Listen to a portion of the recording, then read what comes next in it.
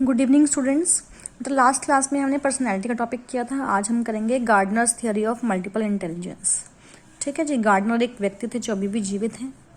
तो कह रहे हैं कि भाई रीजन, इंटेलिजेंस, लॉजिक, नॉलेज जो है ये सिनोनियम्स नहीं है। हार्वर्ड गार्डनर ने 1983 में एक प्रपोज की थी, एक नया व्यू दिया था इंटेलिजेंस का। ठीक है जी, जो कि स्कूल करिकुलम में बहुत जल्दी से इनकॉर्पोरेट किया गया था। तो करेंगे उनकी थ्योरी में जो थ्योरी ऑफ मल्टीपल इंटेलिजेंस था, गार्डनर ने एक्सपेंड किया था concepts of intelligence to also include such area as music, spatial relations and interpersonal knowledge in addition to mathematical and linguistic ability. Gardner ने हर तरह की एबिलिटी के बारे में बात की थी अपने थ्योरी में। ठीक है जी। मल्टीपल इंटेलिजेंस का मतलब ही क्या है कि बहुत सारे चीज़ों में इंटेलिजेंस जो है वो देखी जाती है। सिर्फ एक हम कह देना कि किसी की नॉलेज होना या किसी और चीज़ के बारे में, तो ऐसा नहीं है कि सिर्फ हम पढ़ लिख लेते हैं तो हम इंटेलिजेंट हैं। और भी चीज़ों में इंटेलिजेंस देखी जाती है। तो उन्होंने 7 इंटेलिजेंस के बारे में बात करी थी। गार्डनर ने डिफाइन किया इंटेलिजेंस को as the capacity to solve problem or to fashion products that are valued in one or more cultural setting. कि वो कैपेसिटी जिसमें हम प्रॉब्लम्स को सॉल्व करते हैं, फैशन प्रोडक्ट्स जो एक या एक से ज़्यादा कल्चरल सेटिंग्स में वैल्यू रखते हैं, उसको हम कहते हैं इंटेलिजेंस। ठीक है जी। तो कह रहे हैं using biological as well as cultural research he formulated a list of 7 intelligence. अब कौन से वो 7 इंटेलिजेंस है वो देखते हैं। पहला है विजुअल स्पेशल इंटेलिजेंस। इसमें स्ट्रेंथ क्या होती है? विजुअल और स्पेशल जजमेंट की। विजुअल और स्पेशल मतलब स्पेस या जगह के बारे में जजमेंट देना।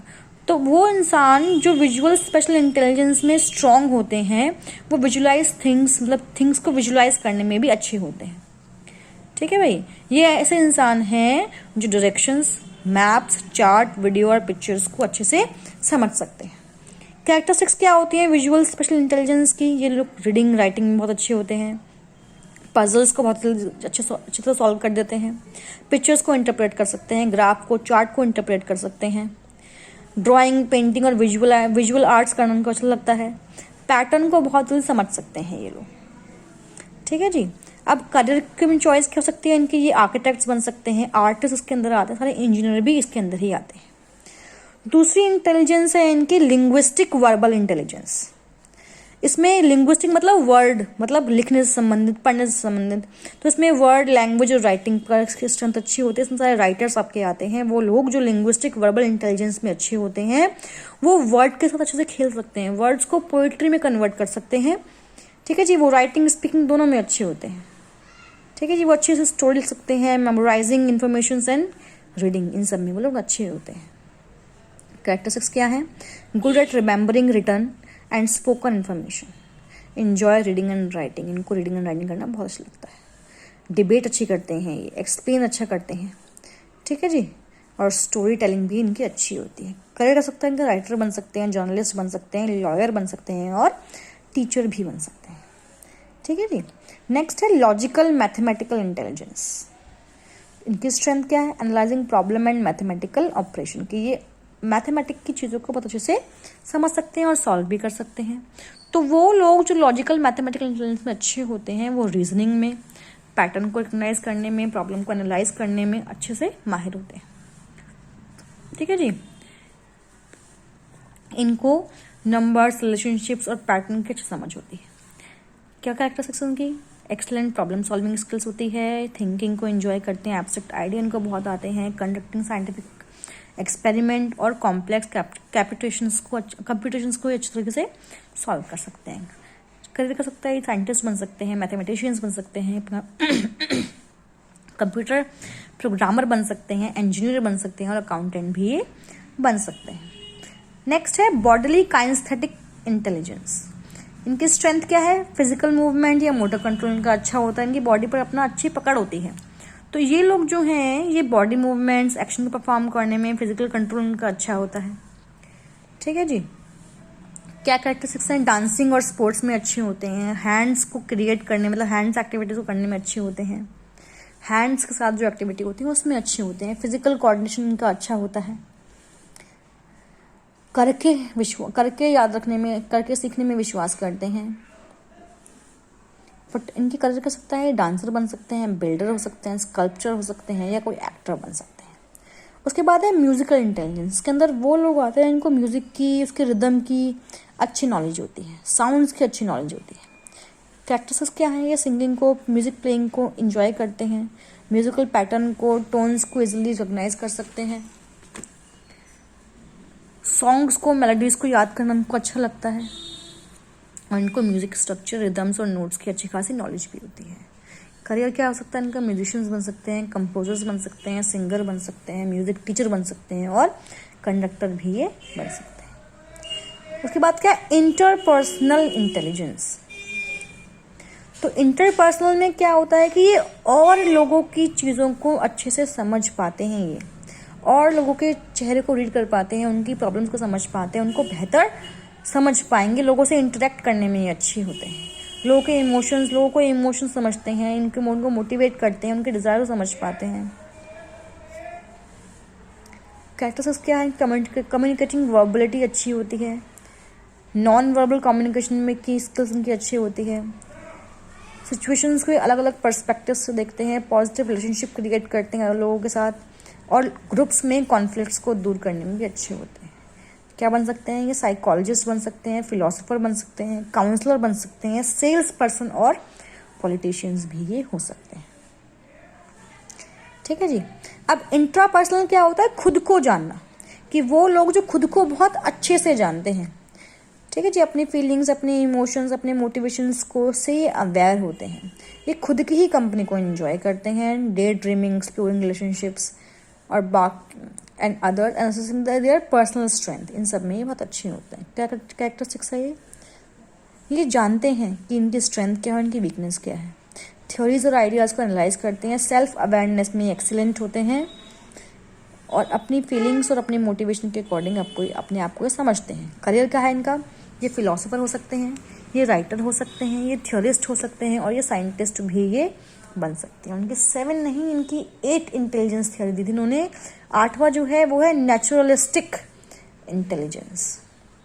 तो ये क्या है, फाइंडिंग पैटर्न और रिलेशनशिप टू नेचर, नेचर से ये बहुत करीब महसूस करते हैं। ठीक है जी।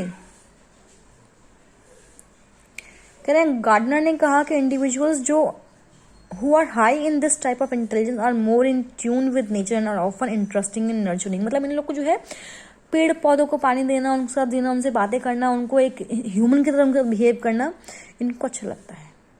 कैरेक्टरिस्टिक्स क्या होती है इनकी, interest in subjects such as botany, biology and zoology, good at categorising, cataloguing information easily, may enjoy camping, gardening, hiking, exploring the outdoor, doesn't enjoy learning unfamiliar topics that have no connection to nature। मतलब इनको ऐसे कोई topic पसंद नहीं आते जो nature से connect ना करते। ये बायोलॉजिस्ट बन सकते हैं, कंजर्वेशनिस्ट बन सकते हैं, गार्डनर हो सकते हैं, और ये फार्मर भी हो सकते हैं। कहने के भी इंटेलिजेंस जो है वो ऑटोमेटिकली सेपरेट होती है एक दूसरे की। गार्डनर ने कहा 7 intelligence very rarely operate independently, rather the intelligence are used concurrently and typically complete each other as individual develop skills to solve problem। For example, a dancer can excel in his art only if he has, मतलब इन intelligence में सबको अपने आप को mature करना होता है। ये जो इंटेलिजेंस होती है स्किल्ड बनना पड़ता है हर इंसान को। जैसे मान लो एग्जाम्पल दे रहे हैं, डांसर अपने आर्ट में एक्सेलेंट हो सकता है अगर if he has strong musical intelligence to understand the rhythm and variations of the music। कि एक डांसर अपनी काम में एक्सलेंट सकता है कि अगर उसको समझ हो किसकी रिदम की और वेरिएशन की, म्यूजिक के वेरिएशंस की। इंटरपर्सनल इंटेलिजेंस हो समझने में कि उसको इमोशनली कौन है, क्या है जो इंस्पायर करता है। बॉडीली काइनेस्थेटिक इंटेलिजेंस के अंदर हो अपने आप को एबिलिटी और कोऑर्डिनेशन प्रोवाइड करवाने के लिए। ठीक है जी। अब इंटेलिजेंस का बेसिस क्या होता है, तो गार्डनर कहते हैं कि there is both a biological and cultural basis for the multiple intelligence, के बायोलॉजिकल भी है और कल्चरल बेसिस भी है। न्यूरोलॉजिकल रिसर्च कहता है कि learning is an outcome of the modification in the synaptic connection between cells. कि न्यूरोबायोलॉजिकल रिसर्च ने कहते हैं कि जो आपका लर्निंग है वो आउटकम है मॉडिफिकेशन की, किसके अंदर, सेल्स की सिनेप्टिक कनेक्शंस का। प्राइमरी एलिमेंट जो है अलग अलग टाइप की लर्निंग का वो ब्रेन के पर्टिकुलर एरिया में पाया जाता है। ठीक है जी, जहाँ से ट्रांसफॉर्मेशंस आते हैं। जितने भी टाइप ऑफ लर्निंग है वो सिनेप्टिकल कनेक्शन होता है ब्रेन के अलग अलग पार्ट का। ठीक है जी, आगे ये बोलते हैं कि in addition to biology, Gardner argued that culture also plays an important role in development of the intelligence. All societies value different type of the intelligence, कि हर सोसाइटी में अलग अलग तरह के इंटेलिजेंस जो है वो पाई जाती है। कल्चर भी डेवलपमेंट में अपना रोल प्ले करता है।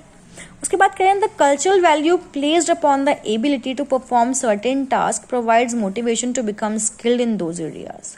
जो कल्चरल वैल्यू होती है, जो एबिलिटी के ऊपर डिपेंडेड है कुछ टास्क परफॉर्म करने के लिए, उसको वो हमें मोटिवेशन देती है अपने एरिया में स्किल होने में। अब क्लासरूम में हम इस मल्टीपल इंटेलिजेंस का कहाँ इस्तेमाल कर सकते हैं? तो पहला है the theory states all 7 intelligence are needed to productively function in society. जितने भी इंटेलिजेंस है सोसाइटी में फंक्शन करने चाहिए।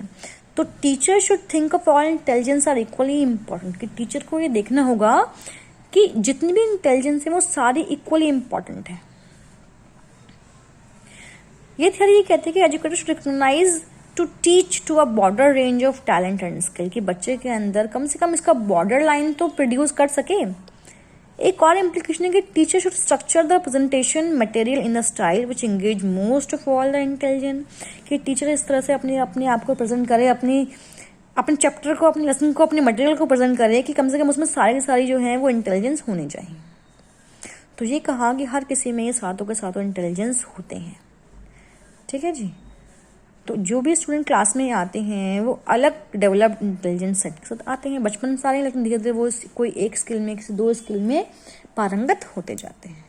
ठीक है जी, तो टीचर को उनके वीकनेस और उनकी स्ट्रेंथ को जान के उसको उसके अंदर एनहांस करना है, वीकनेस को दूर करना है, स्ट्रेंथ को और पावरफुल बनाना है। तो इस तरीके से हम इसको इम्प्लीमेंट कर सकते हैं क्लासरूम के अंदर। ये आपकी गार्डनर की थ्योरी थी जिन्होंने 8 इंटेलिजेंस के बारे में बात की थी। ठीक है जी, आगे बढ़ते हैं। आगे जो है वो है what do you mean by learning disabled children, explain the identification, classification and cause. तो बेसिकली हम यहाँ उनके बारे में बात करेंगे चिल्ड्रंस के अंदर कौन कौन सी लर्निंग डिसेबिलिटी होती है। तो लर्निंग डिसेबिलिटी है क्या? इसका मतलब होता है लर्निंग प्रॉब्लम्स। ठीक है जी, जो किसी एक पर्टिकुलर चीज़ में इम्परफेक्शन की ओर इशारा करती हैं। वो इम्परफेक्शन लिसन में हो, थिंक में हो, स्पीक में हो, रीड में हो, राइटिंग में हो, या फिर मैथमेटिकल कैलकुलेशंस करने में हो। तो वो बच्चे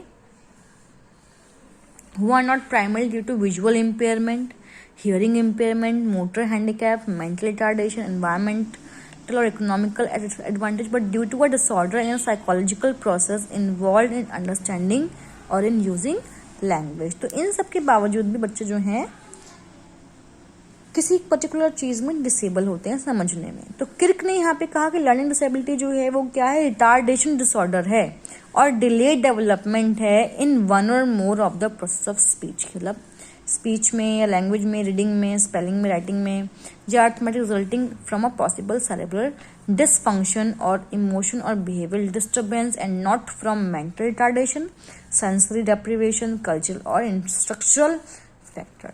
तो क्रिक ने ऐसा कहा कि लर्निंग डिसेबिलिटी जो है वो एक तरह का रिटार्डेशन है या डिलेड डेवलपमेंट है किसी भी एक प्रोसेस में। वो प्रोसेस चाहे स्पीच का हो, चाहे लैंग्वेज का हो, चाहे रीडिंग का हो, स्पेलिंग का हो, या फिर किसी और चीज़ का हो।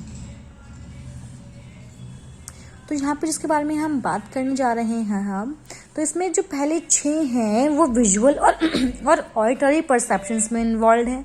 बाकी के जो 4 हैं वो रिप्रेजेंट कर रहे हैं कॉग्निटिव फंक्शनिंग के एस्पेक्ट्स को। अब देखें कौन कौन सी एरिया हैं। पहला है EHC, आई हैंड कोऑर्डिनेशन। कह रहे हैं ये वो एबिलिटी है जिसके अंदर विजन और हैंड्स मूवमेंट के बीच में कोऑर्डिनेशन बिठाया जाता है। ठीक है, तो जिसके अंदर जो चाइल्ड जो है वो EHC में डेफिसिट होता है, वो उसको डिफ़िकल्टी होती है मूवमेंट के कंट्रोल में, उसको smooth flow of writing required होती है। एज चिल्ड्रन जो है वो रीड, स्पेल और कॉम्प्रीहेंड अच्छे तरीके से करते हैं और उनके ओरल वर्क जो है वो अच्छे होते हैं। उसके बाद है फिगर ग्राउंड परसेप्शन, क्या it is called selective attention, उसको हम सिलेक्टिव अटेंशन भी कहते हैं। It is the ability to attend only to that stimuli which require one's attention at a given period and ignore the other stimuli present in order to encode the perceptual experience meaningfully. तो इसके अंदर ये वो ability है जिसमें हम खाली एक स्टिमुली को अटेंड करते हैं और बाकियों को इग्नोर कर देते हैं. उसके बाद है फिगर कॉन्स्टेंसी. तो it is the subject's ability to identify symbol, figure, shapes despite its apparent change in size, direction and position. कि ये वो एबिलिटीज के अंदर टू आइडेंटिफाई सिंबल्स, के अंदर सिंबल को पहचानते हैं, फिगर्स को पहचानते हैं, शेप्स को पहचानते हैं, इसकी अपरेंट चेंज में, अब साइज, डायरेक्शन या पोजीशन में चेंज आने के बावजूद भी इसके अंदर रिकग्निशन होती है पिक्चर्स की, शेप्स की, ग्राफिक्स की, सिंबल्स की, लेटर्स की और फिगर्स की. ठीक है भाई. नेक्स्ट है पोजीशन इन शेप. कि ये वो एबिलिटी इसके अंदर बच्चा परसीव करता है relationship between the observer and the object in shape. उसके बाद है स्पेशल रिलेशन.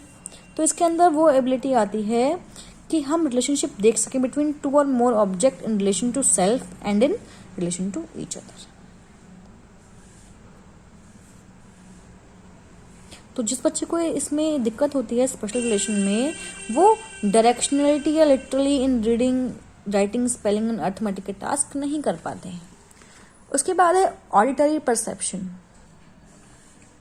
इसमें क्या होता है, it refers to an ability to provide meaning to audio stimuli including, मतलब बच्चा यहाँ पे जो है ऑडियो को सुन के परसेप्शन देता है अपनी. ठीक है जी. including reception of non-verbal information, auditory sequence, auditor discrimination, subjects phonemic associate with his her verb fluency and subjects morpheme grapheme association. Next है cognitive ability. इसके अंदर वो सारे सब्जेक्ट्स आते हैं जो मैनिपुलेट करते हैं स्टिमुली को रिवर्स ऑर्डर में. ठीक है जी. नेक्स्ट है मेमोरी. ये ज़रूरी है फैसिलिटेट कराने के लिए बहुत सारी लर्निंग को. Receptive language, it includes the encoding process of verbal, visual stimuli. कि verbal, visual stimuli को encode मतलब understand करने के लिए receptive language होना ज़रूरी है. Expressive ये वो ability है जिसमें to use proper syntax in language, the subject awareness, syntactical structure and mentalistic structures and subject's perceptual reception of the stimuli. इसके अंदर सब्जेक्ट की एबिलिटी होती है कि सिंटेक्स मतलब जितनी भी लैंग्वेज है उसका हम इस्तेमाल अच्छे से कर सकें, सब्जेक्ट के प्रति अवेयरनेस हो, उसकी स्ट्रक्चर हम ढंग से समझ पाएँ. तो ये 10 तरह के आपकी एरियाज थे जहाँ पे लर्निंग डिसेबिलिटीज़ देखने को मिल सकती हैं. उसके बाद क्या है कि हम लर्निंग डिसेबल चिल्ड्रन को कैसे आइडेंटिफाई करें. तो उसके बहुत सारे साइन हैं. पहला है has difficulty in telling the time. Time बताने में डिफ़िकल्टी, डेज रिमेंबर करने में डिफ़िकल्टी, मंथ को याद नहीं कर पाते हैं, अपने काम को समझ नहीं पाते हैं, उसमें भी दिक्कत करते हैं, बहुत डल दिखते हैं, रिस्पॉन्ड करने में बहुत स्लो होते हैं, ओरल इंस्ट्रक्शंस को समझ नहीं पाते हैं, रिकॉल नहीं कर पाते हैं, कुछ से सुनते नहीं हैं, उनको अंडरस्टैंड नहीं कर पाते हैं. ठीक है भाई. एक्सेसिव इनकन्सिस्टेंसी होती है quality in the quality of performance from time to time. Distract बहुत जल्दी होते हैं, बहुत छोटी सी डिस्टर्बेंस से भी. लेफ्ट एंड राइट में कंफ्यूज होते हैं, बहुत एक्साइटेड हो जाते हैं और कभी कभी तो सही से बैठ भी नहीं पाते हैं, इतने एक्साइटेड होते हैं. रीडिंग करने में दिक्कत आती है. रीडिंग करने में पूरी की पूरी आउटलाइंस को रीड कर तक छोड़ देते हैं या फिर एक चीज़ को 2 बार पढ़ लेते हैं. किसी चीज़ को सिंथेसाइज करने में डिफ़िकल्टी आती है, स्पेलिंग ढंग से नहीं पढ़ पाते हैं. BEG तो खेलते हैं बट उससे वर्ड्स नहीं बना पाते हैं, जैसे कि बैग. ठीक है. बैग को बैड बोलेंगे. उसके बाद है वाइल्ड गेसेस बनाते हैं. वेदर दे मेक सेंस और नॉट, सेंस हो या ना हो तो उनको उससे मतलब नहीं है. जैसे huge for hurt, turn for trainer. कभी कभी वर्ड को पीछे से पढ़ते हैं, 100 को वॉस पढ़ेंगे, ऑन को नो पढ़ेंगे. लेटर्स को रॉन्ग ऑर्डर में लगा देंगे, वर्ड को शॉर्ट कर देंगे, मिस रीड करते हैं. रिकलेक्ट करने में दिक्कत जो आती है, मिस रीड नंबर, 6 को 9, 3 को 8 पढ़ते हैं. मिरर राइट्स रैन को मार पढ़ सकते हैं. वर्ड रिवर्स लेटर पढ़ते हैं, बी को डी पढ़ सकते हैं, बी को क्यू. वर्ड को ही ओमिट करते हैं, लिम्प को लिप पढ़ते हैं. या फिर लेटर को ऐड कर देते हैं, ढंग से लिख नहीं पाते हैं, अल्फ़ाबेट को समझ नहीं पाते हैं, लेटर्स को मैच नहीं कर पाएंगे और एकेडमिक सब्जेक्ट्स में भी इनको डिफ़िकल्टी आती है। तो क्या national council of education research and training जो है न्यू दिल्ली, उसने डेवलप किया है फंक्शनल असेसमेंट गाइड टीचर्स के इस्तेमाल के लिए। आइडेंटिफिकेशन असेसमेंट के बाद ऐसे बच्चों को अप्रोप्रिएट एनवायरनमेंट में रखकर उनकी एजुकेशन और ट्रेनिंग की जा सकती है। ठीक है भाई, तो ये था टॉपिक आपका लर्निंग एंड डिसेबिलिटी का। इसके लास्ट टॉपिक है etiology of learning disability children. Causes क्या है इनके, एटियोलॉजी मतलब कॉजेज। तो पहला है ऑर्गेनिक कॉज, कि ये जो है मिनिमल ब्रेन डिसफंक्शन से, MBD से हो सकता है। अब इसमें सेरेब्रल हैमरेज, सेरेब्रल डिजीज, उसकी वजह से हाई फीवर या हेड इंजरी हुई हो, उससे भी हो सकता है। Premature birth, anoxia, physical trauma या फिर कॉन्स्टिट्यूशनल जेनेटिक न्यूरोकेमिकल डिसफंक्शन से भी ये हो सकता है। तो ये ऑर्गेनिक कॉज है। उसके बाद है आपके जेनेटिक कॉज। जेनेटिक कॉज में क्या होता है, लर्निंग प्रॉब्लम्स और हाइपर एक्टिविटी जो है अगर फैमिली में है तो बच्चे में भी आती है।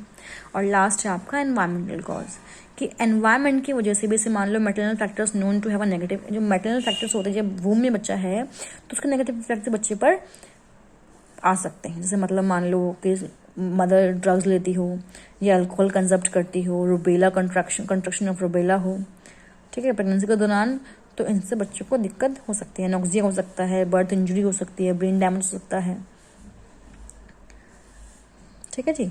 तो जो लर्निंग डिसेबिलिटी है वो इनसफिशिएंट अर्ली एक्सपीरियंस या स्टिमुलेशन से भी हो सकती है और पुअर और इनएडिक्वेट इंस्ट्रक्शन से भी हो सकती है। तो ये कुछ कारण थे, 3 कारण थे लर्निंग डिसेबिलिटी के होने के। आज ये 2 टॉपिक हमने पढ़े, लर्निंग डिसेबिलिटी, और आपने दूसरा टॉपिक जो पढ़ा है वो क्या है, गार्डनर की मल्टीपल इंटेलिजेंस। तो आज आप ये टॉपिक कंप्लीट कर लेंगे, जो भी आपको डाउट रहता है वो मुझसे पूछ लेंगे।